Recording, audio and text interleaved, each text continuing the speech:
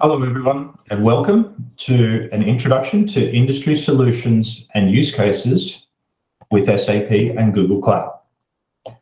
To introduce myself, I'll be your speaker today. My name is Ben Hutchison, and I'm an Asia Pacific leader for the SAP workload on Google Cloud, based out of Sydney. When we think about SAP Enterprise, there are two big imperatives driving change. First is the desire to modernize the capabilities and the application itself, the SAP application. Secondly is a desire to get more from things like hosting and platform services. And this is leading many organizations to embrace cloud deployments for SAP. When we think about cloud, we think not only about just the infrastructure. We need to think about the universe of different data, products and services that can be combined with your SAP infrastructure to drive different advantages across different industries and different use cases. Google brings quite a number of these to the table, especially when we talk about product, advertising, edge, IoT, marketing, and internet-related data. Bringing this data alongside your SAP solution has been a strong focus in recent years from Google Cloud.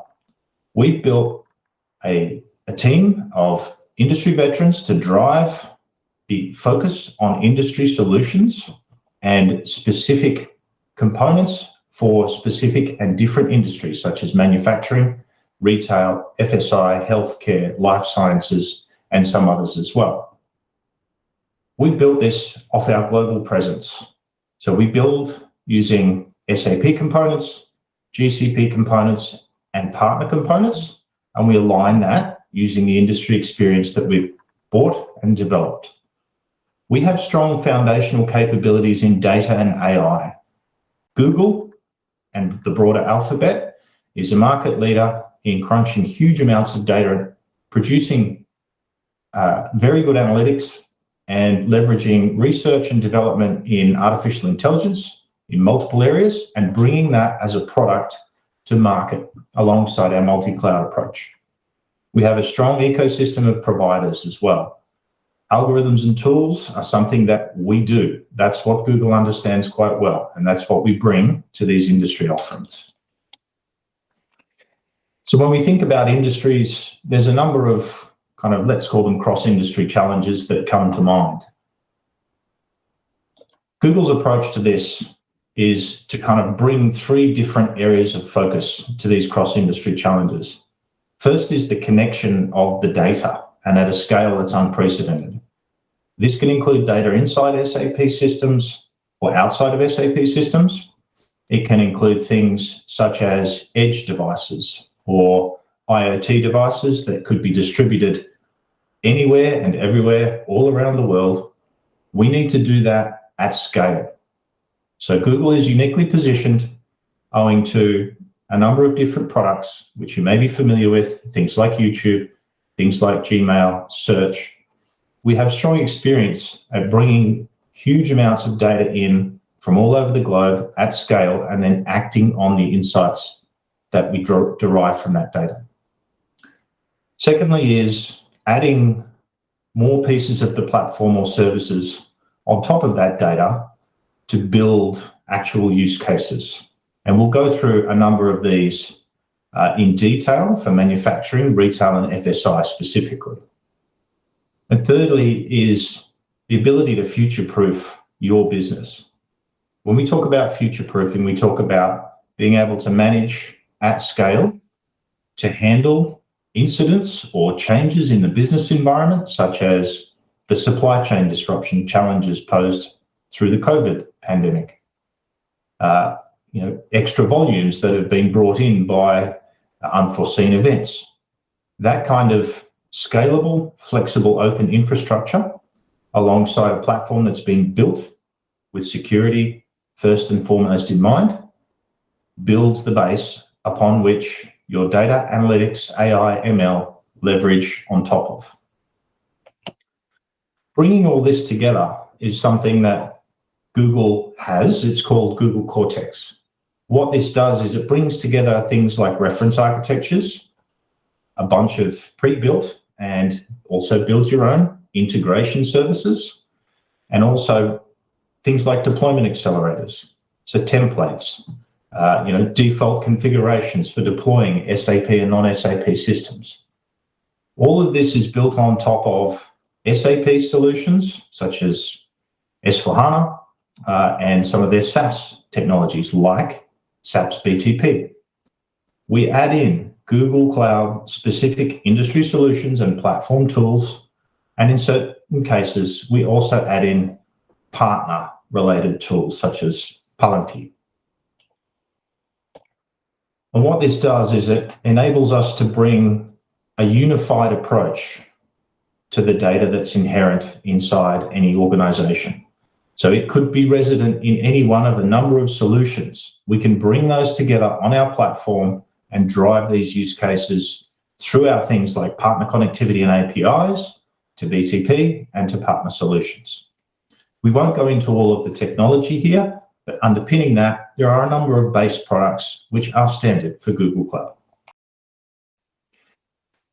Turning now to an industry which underpins a lot of global supply chain and logistics, and that is the manufacturing industry.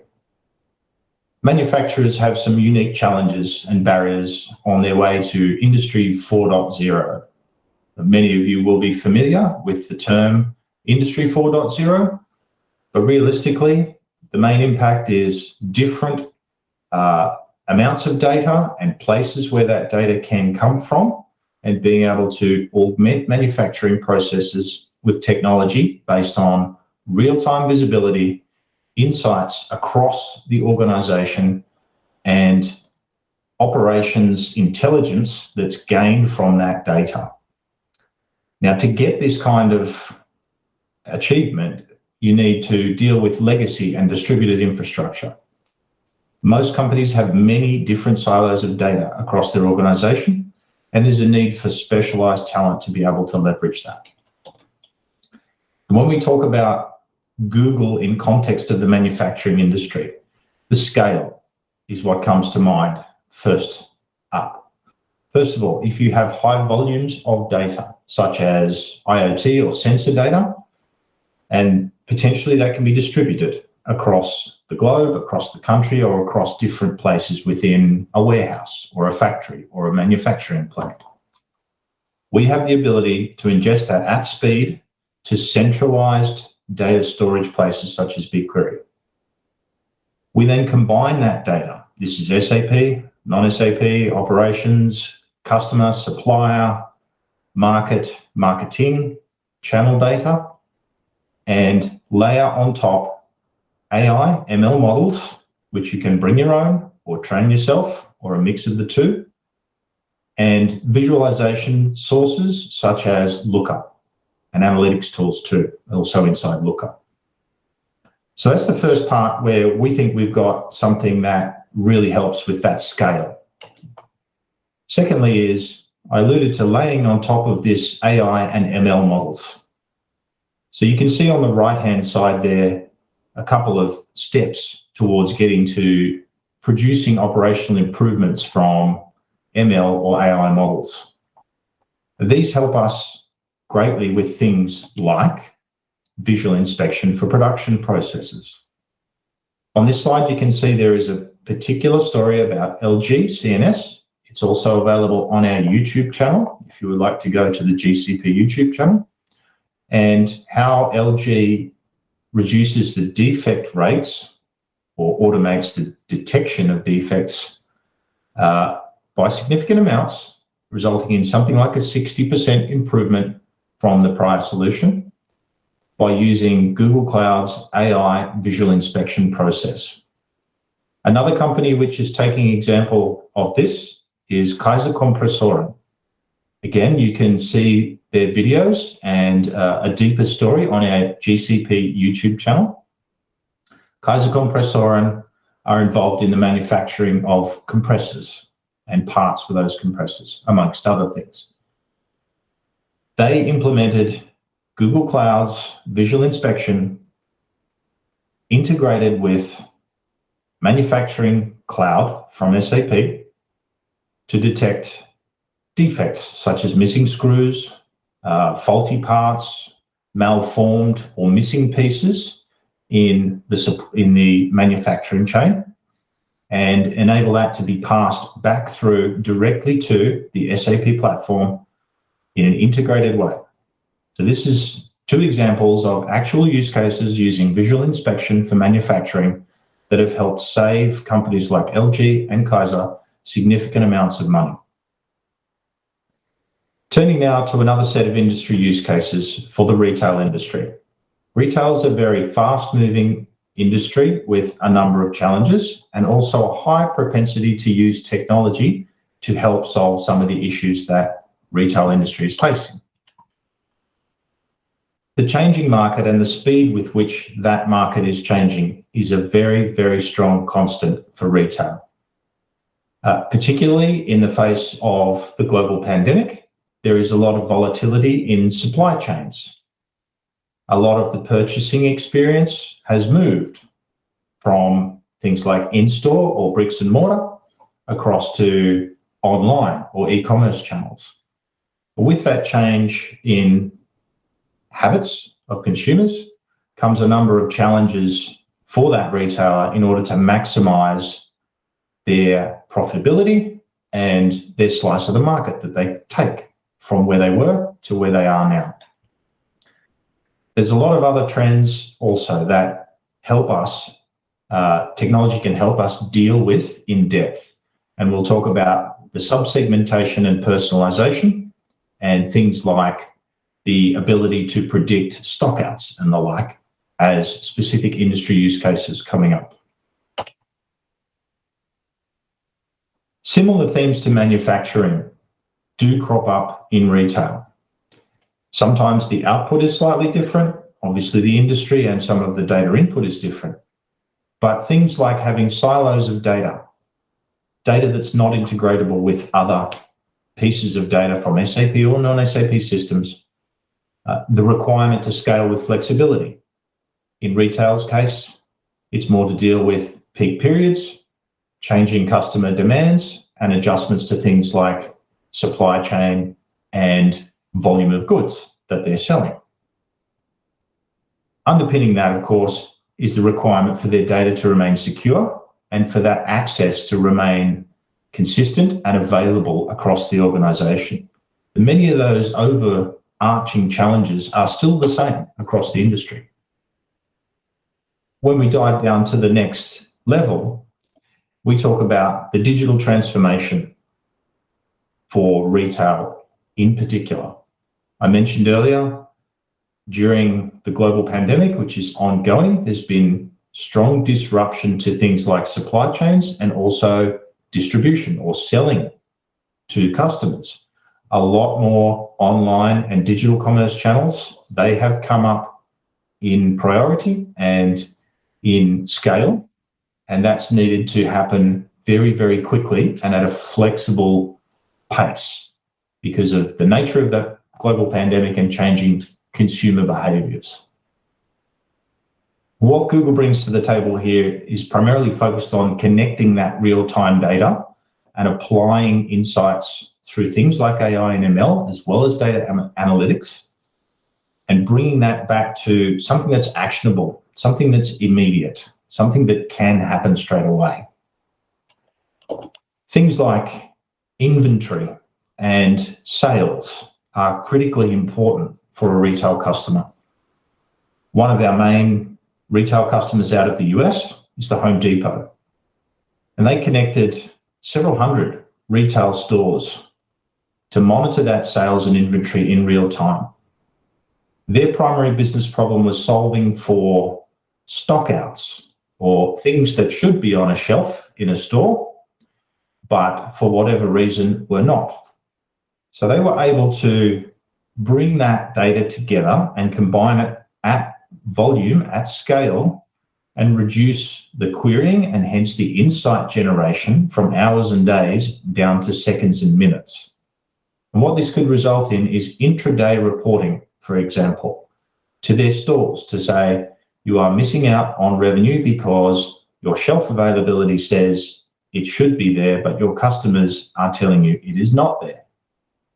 So they're able to then bring that down and affect at the store level all of their purchasing, reporting and analytics functions, and increase profitability through having goods available on the shelf where they should be and when they should be. We talked briefly about the supply chain before. One of the things that's come up in recent times is the concept of digital twins, and that is a virtual model of the entire supply chain. Can be segments, but usually the entire supply chain is of the most benefit, where you can adjust different aspects of that supply chain and create what-if scenarios. You can model different business outcomes, different purchasing behaviors, changing in suppliers, changing in aspects such as cost of goods, cost of manufacturing, transportation, warehousing, how much inventory you keep on, and you can model the impact of that on your business in a digital twin. To do that requires huge amounts of data, and it also requires infrastructure and capabilities that are fast enough and have enough compute power backing them to be able to execute that in a reasonable time frame or a short time frame. So GCP has a number of tools which we apply here, most notably data fusion for pipelines and also BigQuery to bring all of that data together and then layer the generation of the insights or the change in queries and different structures in the digital twin, and then democratize that output by sending it out through visualization tools, including things like Looker. One example of this in action is, this is based on a couple of different companies. They've been anonymized here. What we do is take a number of their different data sources. Now, only some of those are specific to that customer. Some of them are external, such as market trends. Different geographic performance, product catalogs, online sales are specific to that particular retailer. We're able to bring that in and train machine learning models on what is the standard behavior for a given time of year, a given sales promotion, or a known sales period, such as Black Friday in the US or other peak shopping periods around the world, and then generate the forecast based off that machine learning model. This is not really where the magic happens, however. Where the magic happens is when you adjust that model and that machine learning model, and you begin to take that as a digital twin of, well, what if we changed stock levels here? What if certain other conditions changed or market trends changed in a region, in a country, in a town, in an individual store? You can then model that and train up a new model to be able to predict at the region, at the brand, or even down to the product level forecast, things like sales performance. The real benefit for this for retailers is being able to optimize your inventory and optimize that demand to supply ratio to be able to make sure you have the right good in the right place at the right time for the right buyer. And this is what we call better overall prediction precision. So the last part for retailers focuses on omni-channel experiences. As we've said, the importance of the online or omni-channel, could be mobile as well, experience has come up in recent times with the global conditions that we find ourselves working under today. When we talk about driving revenue through that experience, we're talking about the data sources that come in, the segmentation of that data. We talked about hyper-segmentation or personalization down to segments of potentially one, and the ability to optimize an online store assortment. Now, for online stores, that means more like present the right offer and present the right good or service to the customer at the time. It's less dependent upon physical store assortments and locations, but it still needs to happen, and it doesn't happen automatically here. So what we do is we bring in, again, that data and integration story and the ability to model what-if behaviors at scale and at volume using SAP data and non-SAP data for retail customers. One other example of a mass market or retailer that's dealing with improvement in their omni-channel customer experience is Carrefour. Carrefour are a supermarket, slightly more than maybe a normal supermarket would be, based out of Spain, but they're also all throughout North Asia as well, and other places in South Asia and Southeast Asia. Primarily, they have a scale discussion that drove them towards transforming that back office and bringing SAP and Google Cloud tooling together on top of SAP. They had so many different stores, so many different data streams that they needed to combine. They needed something that was capable of handling that level of volume and that level of scale, and also an infrastructure that went up and down quickly. So they use GCP to be able to handle both the change in volume, so that is scale up that infrastructure to match that customer demand and scale it up very, very quickly, and also to run their digital insights on the data that is coming in and allow that to be pushed back into things like presentation of the right good, the right service at the right time to the right customer. The final set of industry use cases that we will talk about today are based in the financial services industry. And predominantly, this is covering companies such as insurance or banking, but also financial technology-based companies, startups, and other financial-oriented organizations such as wealth managers. Like all of the other environments, rapid change is a constant.